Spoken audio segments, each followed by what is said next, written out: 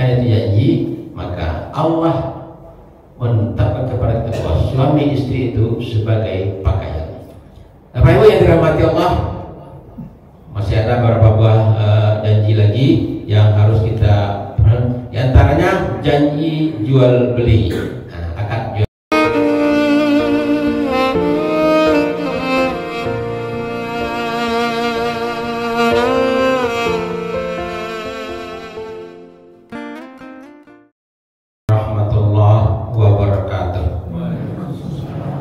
Alhamdulillahilladzi ahyana ba'dama amatana wa ilaihin nusyur.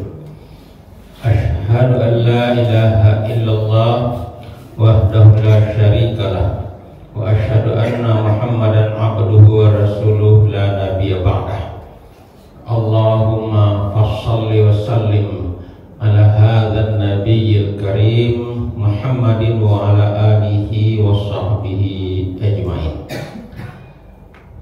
Bapak-bapak, ibu-ibu, kaum muslimin dan kaum muslimat, jemaah subuh yang dirahmati Allah. Kembali kita bersyukur kepada Allah Subhanahu wa taala. Alhamdulillah kita baru saja dapat melaksanakan salat subuh berjemaah. Mudah-mudahan mulai dari niat kita, langkah kita, sholat kita, duduk kita di dalam masjid ini akan menjadi catatan amal soleh kita di sisi Allah Subhanahu wa taala. Kemudian berselawat kita kepada Nabi kita, Nabi Muhammad sallallahu alaihi wasallam. Allahumma shalli ala Muhammad wa ala ali Muhammad. Bapak-bapak dan ibu-ibu jemaah yang kami muliakan, kita lanjutkan kajian kita pada Jumat yang lampau, yaitu kajian pada surat Al-Maidah ayat yang pertama, di mana pada ayat ini merupakan perintah Allah kepada kita untuk memenuhi akad.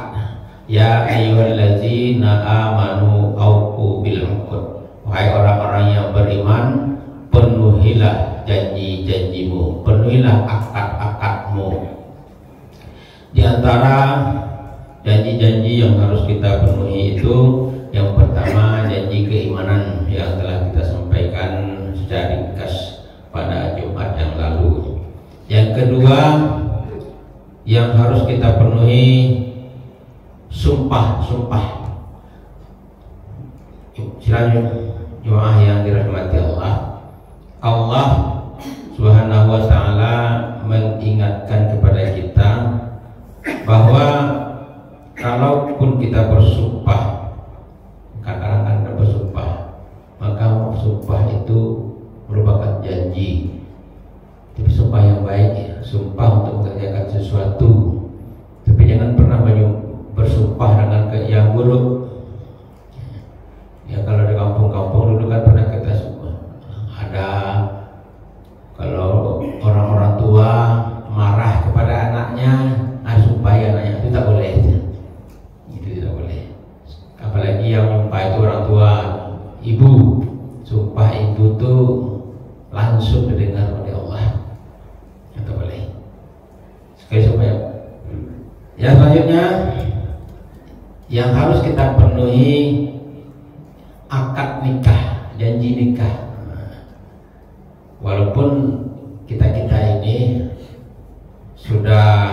mungkin sudah puluhan tahun, tapi tak ada salahnya kita sampaikan ini, paling tidak jadi pengetahuan bagi kita, dan mungkin juga bisa nanti kita sampaikan kepada anak kita, cucu kita yang belum memasuki jenjang pernikahan.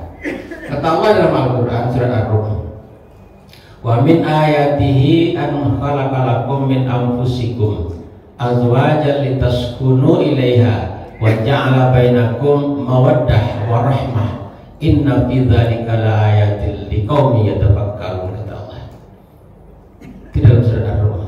Dan di antara sebahagian tanda-tanda kebesaran Allah untukmu, untuk kita, adalah diciptakannya jodoh-jodoh untukmu dari jenismu sendiri. Begitu kata Allah. Agar apa? Agar kamu merasa tentram dan tenang kepadanya. Hal demikian adalah menjadi bahan pemikiran bagi orang-orang yang berfikir. Jadi renungan bagi orang-orang yang berfikir. Nah, kemudian dalam surah Al-Baqarah, hunna libasul lakum wa antum libasul lahun. Mereka pakaian bagi kamu, kamu pakaian bagi mereka. Pak Wen, akad nikah itu suatu sunnah Rasulullah. Jadi kalau ada orang yang tak mau menikah, bukanlah mengikuti sunnah Rasul. Tak mau maksudnya ya, yang tak mau menikah, ada kalau nikah itu tak mau mengikuti Rasul. Kecuali belum ketemu jodohnya, ada belum ketemu jodohnya itu tidak masalah. Tak mau nikah lain yang mau nikah, pilih boleh.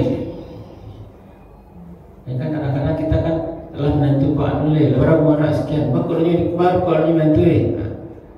Jangan katakan dia tak mau menikah, tapi mungkin belum bertemu jodohnya, belum dipertemukan Allah jodohnya.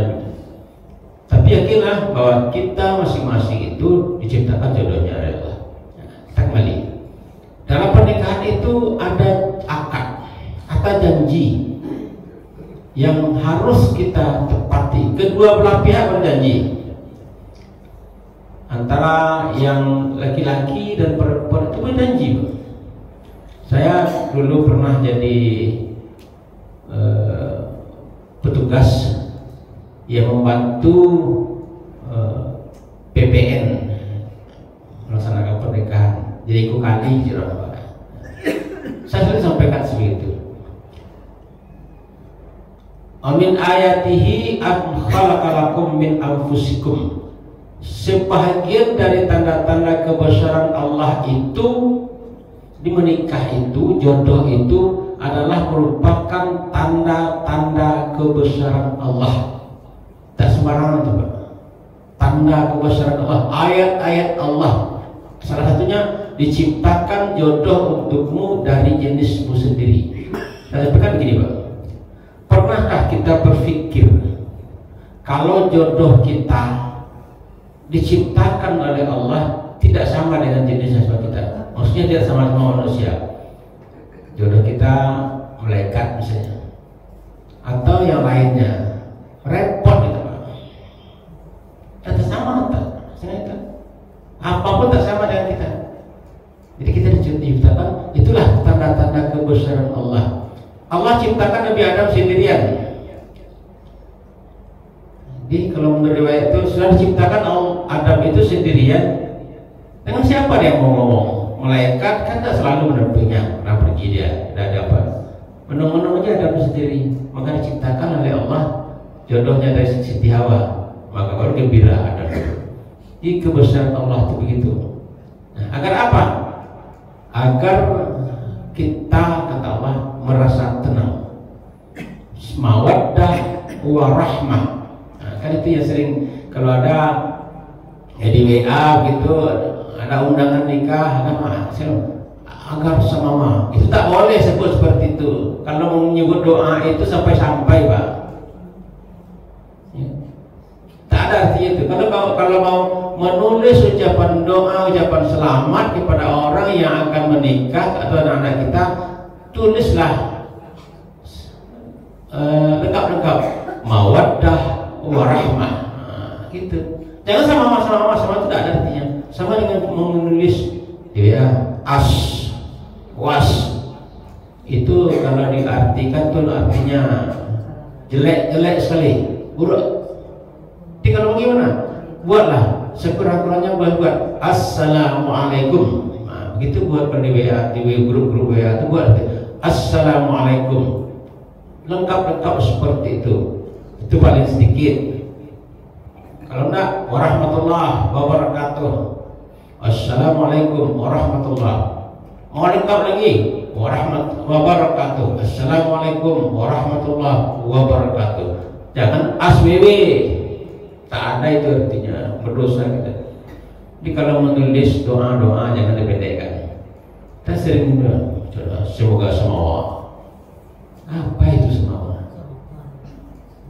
Jadi kalau mau nulis itu mawaddah warahmah.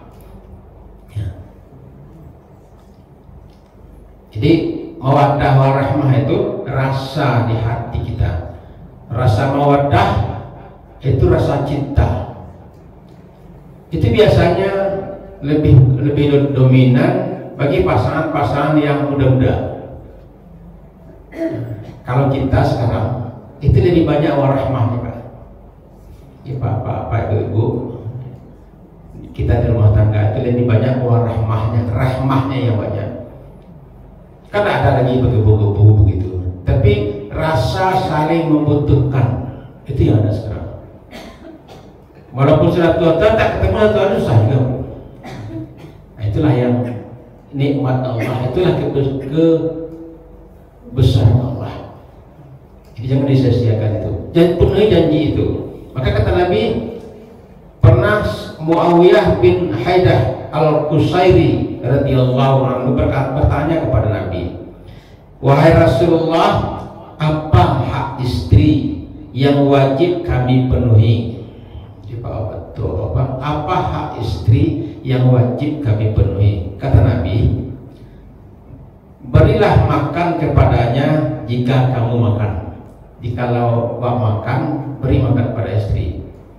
Walaupun itu sudah kita lakukan, katakan kepada anak-anak putra kita, kalau kamu nanti nak punya istri seperti ini, kalau beri makan, carikan makan.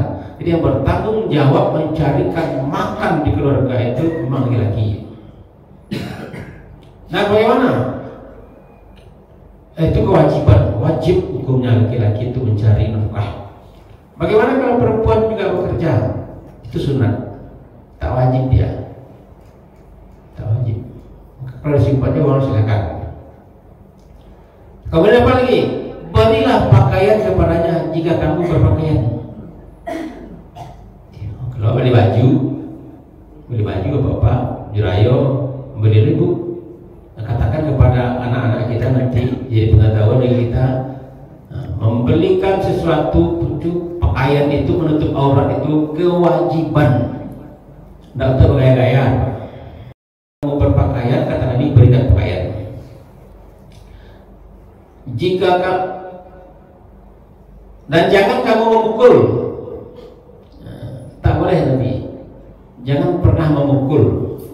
Jadi kalau ada apa-apa waktu dulu pernah memukul, minta maaf. Dilarang oleh Nabi. Pernah satu kali seorang perempuan mengadu kepada Rasulullah, saya dipukul oleh suami saya Rasulullah. Kemudian ditanya oleh Nabi, kenapa kamu pukulnya dia? Orang itu menjawab, saya tidak menanya alasanmu, kata Nabi. Kenapa kamu pukul dia? Kan dikatakan oleh Nabi, tahu kamu tidak bahwa istri itu amanah dari Allah, wajib dilindungi, tak boleh disakiti, baik fisik maupun secara psikis. Nah, ini yang banyak sekarang. Kenapa? Karena pengetahuan tak ada. Jarang sekali sekarang orang tua memberikan pengetahuan nasihat nikah kepada anaknya. Dicukupkan saja nasihat di kantor tua itu, pada setengah jam, Pak. Setengah jam. Nah, itu sudah selesai itu. Dulu kalau anak-anak mau menikah, ya ibu-ibu memberikan nasihat kepada anak-anak putrinya, yang bapak-bapak atau mamanya memberikan nasihat kepada yang putranya. Begitu. Sehingga bagaimana kalau ada persoalan, mereka bisa menyelesaikan dengan sebaik-baiknya. Nah, kemudian apalagi apa yang terjadi? Akan terciptalah rumah tangga yang mawaddah warahmah itu, sakinah mawaddah warahmah. Jangan salah ucap-ucap saja sakinah mawaddah warahmah itu, doa itu. Jangan dipendek-pendekkan. Jadi kalau bapak ibu besok menulis di WA, ada orang yang akan berminantu, undangan, semoga semua, jangan. Berusahalah membuat mawaddah warahmah sakinah, mawaddah, warahmah. Karena itu bahasa Al-Quran, mawaddah dan warahmah. Itu yang itu akad nikah. Kemudian dalam ayat kemudian yang saya baca belakangan, hunna libasul lakum wa antum libasul lahum. Suami istri itu oleh Allah diibaratkan sebagai pakaian. Katakan nanti kepada anak-anak kita yang akan berumah tangga bahwa kalian suami istri itu sebagai pakaian. Pakaian ini baju yang saya pakai ini ya, pakaian yang ibu pakai ini ada fungsinya. Baju kita ini kan tak sekadar untuk melagak-lagak atau bergaya-gaya, ada fungsinya. Paling tidak ada dua fungsi pakaian yang kita pakai ini. Paling tidak. Yang pertama, fungsi pakaian ini untuk melindungi tubuh kita dari panas dan dingin. Coba kalau di tengah hari panas, kita tak pakai baju, maka kulit kita ini akan mengelupas karena panas. Nah, karena kita pakai baju, tak apa-apa. Kalau malam dingin, kalau kita tak pakai baju harus angin dingin. Tapi karena kita pakai baju, pakai AC enaknya. Itu paling tidak dua, satu. Jadi untuk melindungi tubuh kita dari panas dan dingin. Suami istri juga untuk melindungi kehidupannya dari panas dan dinginnya omongan orang. Coba kalau anak-anak itu sekarang belum tentu pangkalnya dia sudah keliling, dia pasti orang-orang ngomong ini. Atau anak sanu, dia atau bla bla bla bla bla bla. Panas dan dingin. Siapa yang panas dan dingin? Apakah dia? Tidak. Tapi keluarganya, bapaknya, ibunya, dan keluarganya yang lain panas mendengarkan omongan orang, panas dingin, ngengek dingin ada aja. Itu satu pakaian. Yang kedua, fungsi pakaian ini untuk menutup aurat. Ya. Jadi pakaian itu yang menutup aurat. Bapak dan Ibu, kalau kita berpakaian, jangan berpakaian saja. Bagi bapak-bapak memang aurat bapak-bapak itu hanya antara pusat dan lutut. Itu saja. Jadi seandainya bapak-bapak ini sholat, sudah tertutup pusat ke lutut itu, sudah tertutup auratnya Pak Bu. Nah, boleh sholat, tapi tak sopan. Waktu di kampung dulu Pak, di kampung saya itu keliling kampung itu bandar gedang, airnya besar, bersih. Nah, itu begini sawah. Orang pulang dari sawah sore-sore mandi dulu. Di bandar itu ada pencuran, kadang-kadang besar-besar airnya. Jadi mandi sana dulu. Habis mandi, ada tempat sholat dibuat. Tempat sholat itu dari batu aja, Pak, dari batu-batu layan. Anehnya, batu itu senantiasa bersih. Lalu luar biasa saya lihat anjing tak pernah duduk di sana, Pak. Pernah anjingnya? Iya, Pak. Tak mau dia duduk sana. Bersifat pula dia. Orang sholat. Salatnya habis mandi di penjuran pakai sarung. Nah ini dibukanya Pak, ini dibuka di atas pakai sarungnya. Nah itu tahap bulan tapi udah kayu misalnya.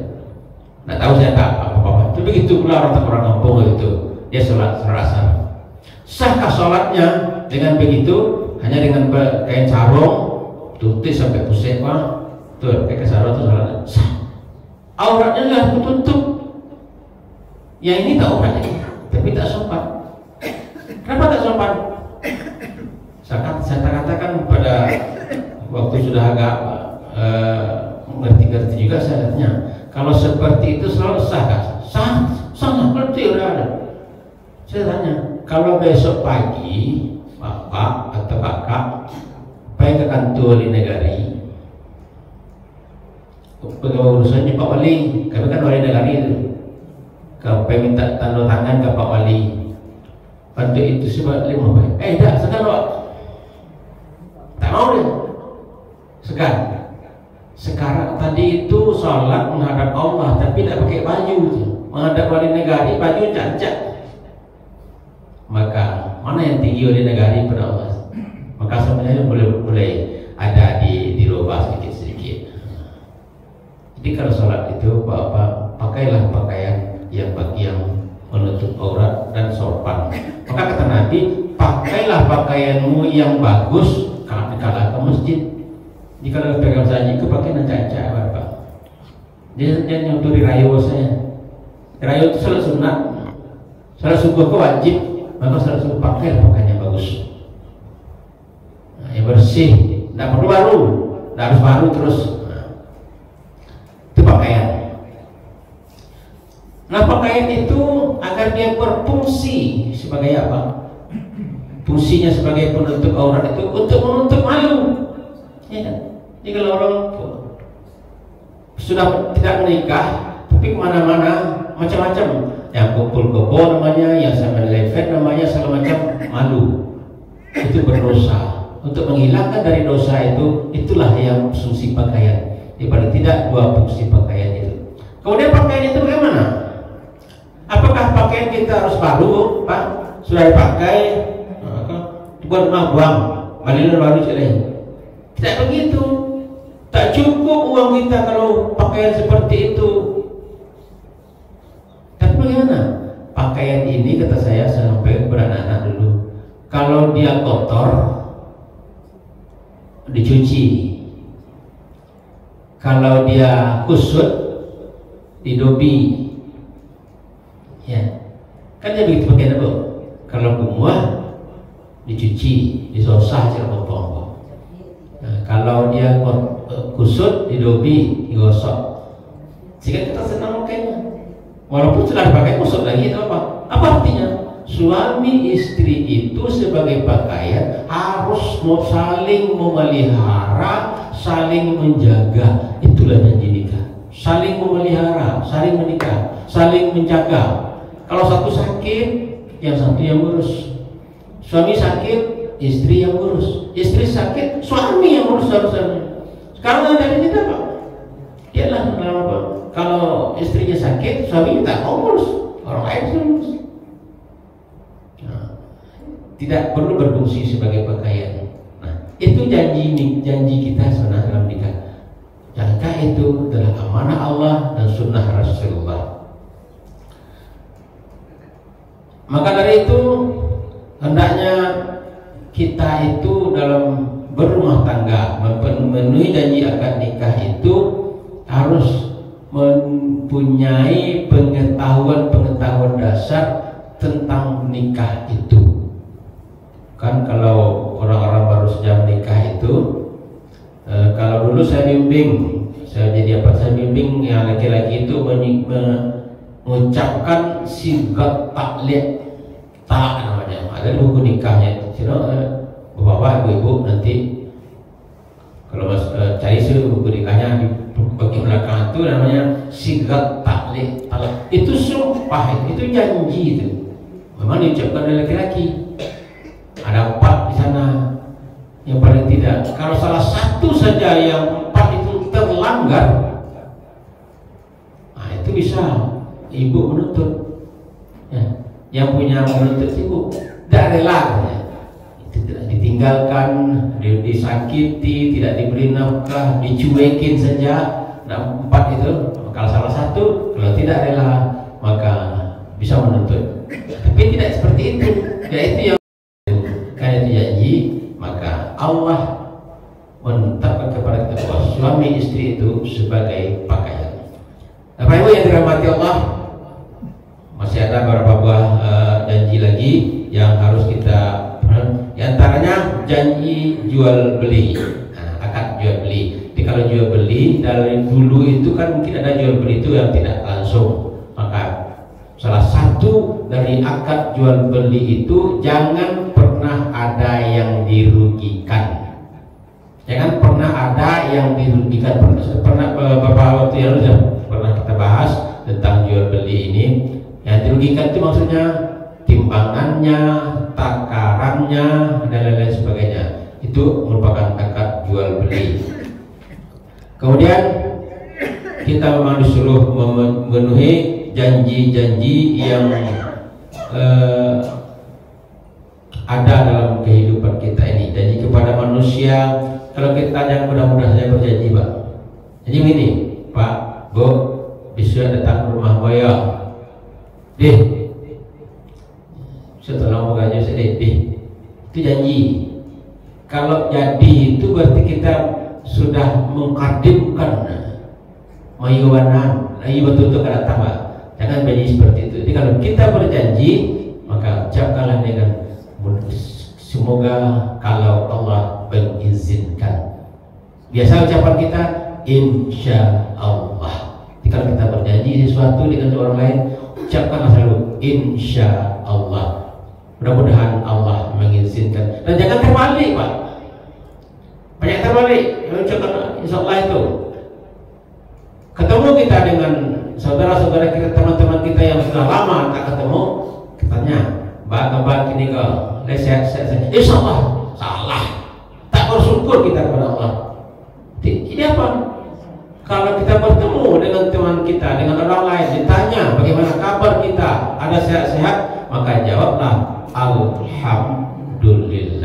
Besok datang ke rumah saya atau minggu depan kita mengaji lagi, maka kita jawab insya Allah. Bapak Ibu yang dirahmati Allah, maka istilah-istilah agama itu tempatkanlah sesuatu itu pada tempatnya. Kita berjanji insya Allah untuk masa yang lalu, alhamdulillah. Kalau kita menemui keindahan, masya Allah. Kalau kita menemui sesuatu yang di luar kemampuan kita, la haula wala quwata illa billah. Itu saja pada pagi hari ini. Mudah-mudahan ada manfaat untuk kita bersama. Subhanakallahumma wa bihamdika asyhadu an la ilaha illa anta astaghfiruka wa atubu ilaik. Billahi taufiq wa hidayah. Assalamualaikum warahmatullahi wabarakatuh.